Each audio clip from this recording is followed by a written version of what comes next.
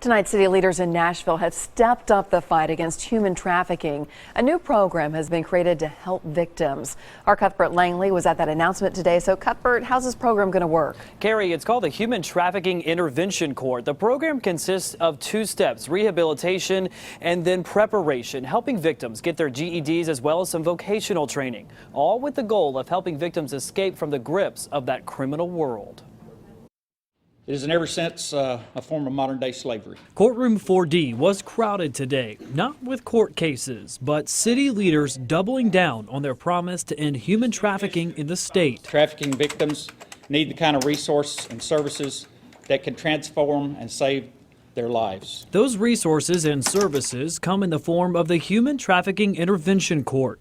Once someone is arrested for prostitution, the court will work to figure out if they're a victim of sex trafficking. If so, that person will be allowed to be a part of the program. This new initiative will stop the cycle of shuffling prostitutes through our courtroom without addressing the underlying reason of why they're there in the first place. Davidson County is the first jurisdiction in the state to launch such a program.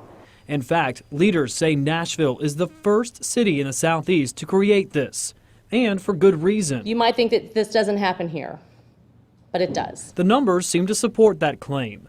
Just in Nashville alone during 2014, the TBI says more than 100 cases of minors involved in sex trafficking were reported, and nearly 600 cases involved adults. Advocates for the victims say this new program will work to combat those high numbers. Tennessee really is one of the front runners in the country in terms of our work with human trafficking victims, and that's due entirely to the collaborations that happen in this community.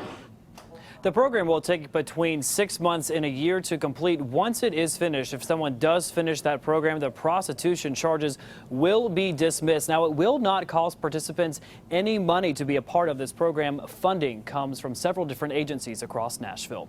We're live in the newsroom tonight. Cuthbert Langley, News Channel 5.